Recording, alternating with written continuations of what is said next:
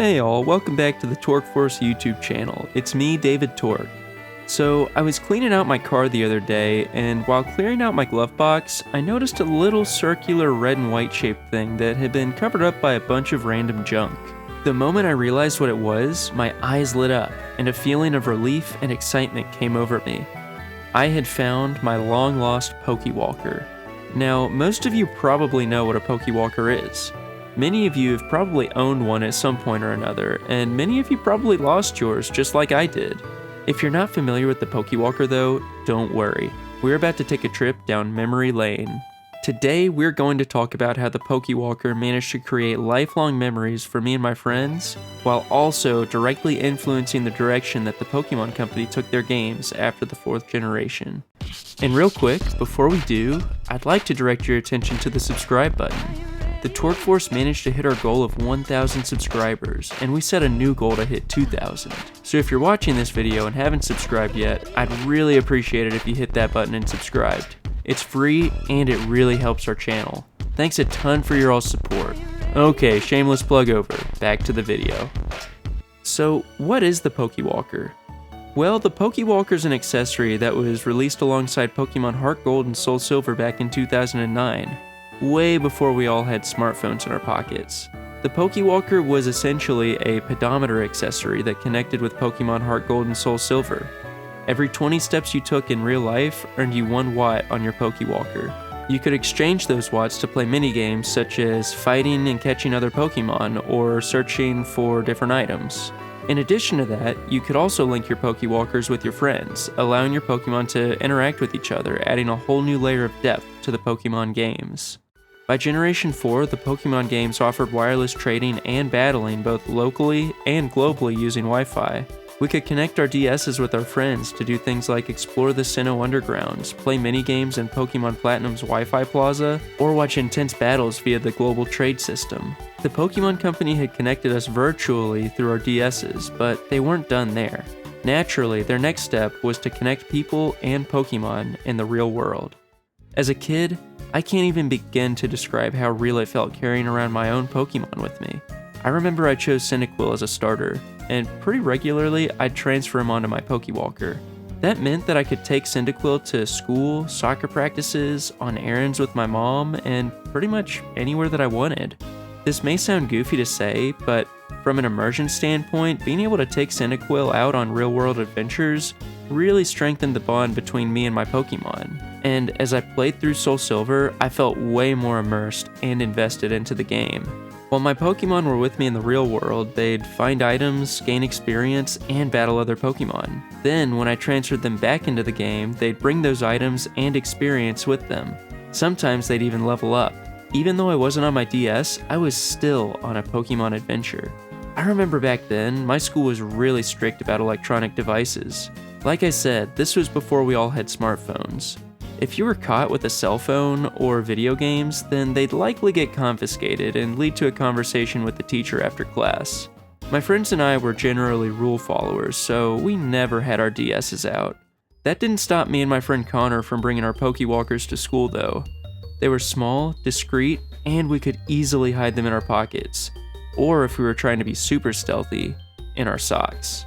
Besides, even if we were caught with them, all we had to do was just say it was a pedometer. At face value, that's really what it was. Just a little red and white pedometer. Oh man, Connor and I had it figured out. During class, we'd sit at our desks, tap our feet up and down, and generate watts on our Pokewalkers. When lunch rolled around, we'd sneak off to the bathroom and link up our Pokewalkers so that our Pokemon could interact with each other and trade items. After that, we'd pop back into the lunchroom like nothing happened, and no one was the wiser to it. At least, we didn't think so. In hindsight, I'm sure the two of us strategically heading to the bathroom around the same time every day looked pretty sketchy, but no one ever stopped or asked us about it. We were just kids. It's so funny looking back at it now and laughing with my friends about our Pokewalker shenanigans. We really thought that we were sticking it to the man by playing Pokemon at school on our Pokewalkers. So, outside of the nostalgia side of it, what was so cool about the Pokewalker anyways? Well, they just add so much more to the overall Pokemon experience. Heart Gold and Soul Silver are already awesome games in their own right, but when played with the Pokewalker, it just feels like there's so much added to the game. When you put a Pokemon on the Pokewalker, you select a route to walk on. Each route is unique with different items and Pokemon in each one. You don't start out with all the routes though, and you have to unlock them over time as you go on strolls and accumulate more watts. Initially, you only have 2 routes to choose from, and you'll see a lot of the Pokemon that you typically see in the beginning of the game.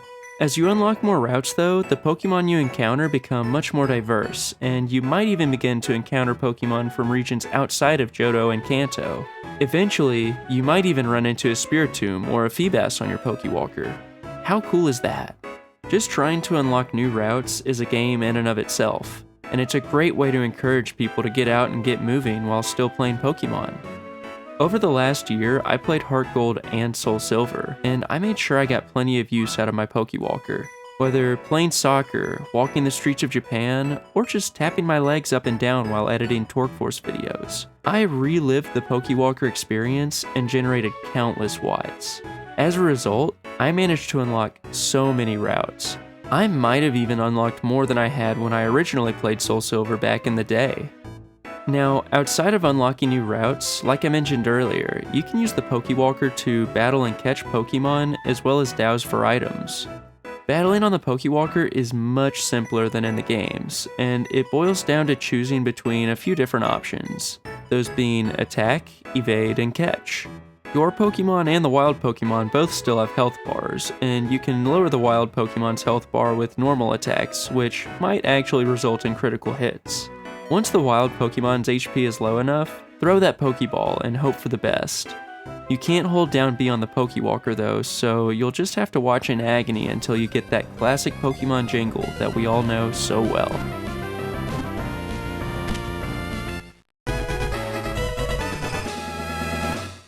You can catch as many Pokemon as you like, but you can only hold up to 3 at a time. That means if you've caught 3 Magikarp and then you catch a Wailmer, you need to discard one of those Magikarp if you want to hang on to that Wailmer. The other minigame on the Pokewalker is dowsing for items. This minigame doesn't have too many similarities to the mainline games, and that makes it pretty fun. So the way it works is that you have 6 different patches of grass with one item hidden behind one of those 6 patches. You get 2 chances to guess which patch the item's behind, and if you guess it right, then you get the item. Similar to how the Pokemon you encounter vary based on what route you're on and how many watts you've generated, so do the items. You might find potions, berries, TMs, Pokeballs, or many of the items from the games. Just like how you can only hold on to a few Pokemon at a time, you can only hold on to a few items at a time as well, so choose wisely. Once you decide you're done with your stroll, you can transfer the Pokemon you put on your Pokewalker back into Heart Gold or Soul Silver. And along with the Pokemon that you transferred, all the watts you generated, Pokemon you caught, and items you found will all be transferred to the game as well. If you covered a lot of distance, your Pokemon's level might even go up. So, my wife and I actually just recently got back from an amazing trip to Japan. And while on the trip, I decided that I was going to play Pokemon Heart Gold. Every day before we left the hotel, I'd put Ginyu the Ditto on my Pokewalker just so that I could level him up while we explored throughout Japan. Over the course of the trip, I managed to level up this little Ditto more than any of my other Pokemon. On top of that, I did it while traveling through a different country filled with unique landmarks and cultures. There were times where it really felt like I was traveling through the Pokemon world, training my Ditto and preparing him for his next big battle. And I think that really highlights the beauty of the Pokewalker. The Pokewalker really was the Pokemon Company's first attempt at bringing Pokemon into the real world. It got people to go out, be active, and play Pokemon at the same time. It encouraged linking up with your friends and going on real-world Pokemon adventures. Does that sound familiar at all? Well, it should, because years later, Pokemon would take the world by storm with the release of Pokemon Go, the spiritual successor to the Pokewalker. By the summer of 2016, gone were the days of pedometers. We all had smartphones, and mobile games like Doodle Jump, Temple Run, Flappy Bird, and many more had all taken over. The Pokemon Company picked up on that, and they decided that they were going to turn the world into a Pokemon playground. I mean, do any of you remember the release of Pokemon Go? Everyone was playing it. I remember going out on walks with my family and seeing hordes of people out and about playing Pokemon Go. Sure, they were all on their phones, but they were moving, talking, interacting with each other, and having so much fun. The track that I used to run at was surrounded by Pokestops, and it was always fun going out on runs and seeing so many people playing the game.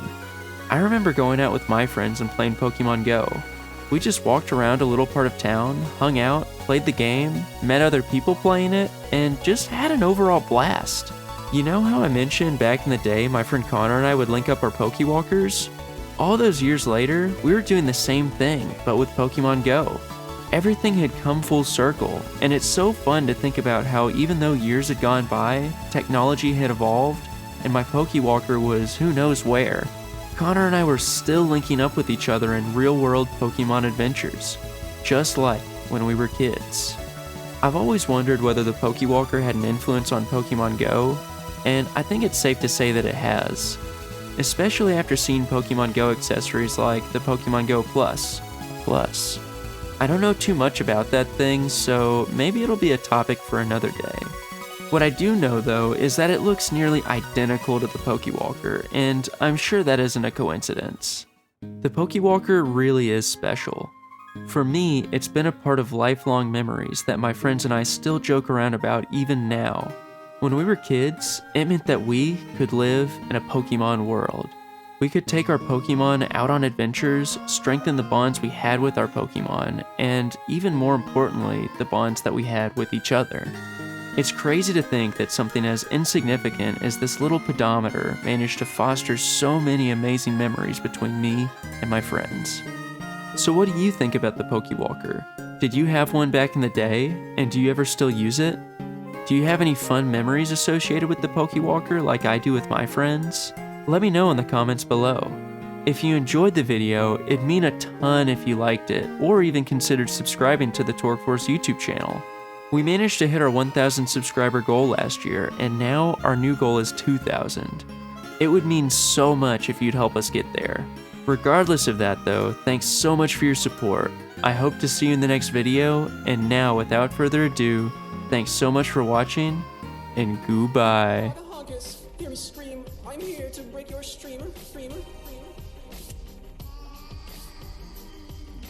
Hog-a-honkus, hear me scream, I'm here to break your stream.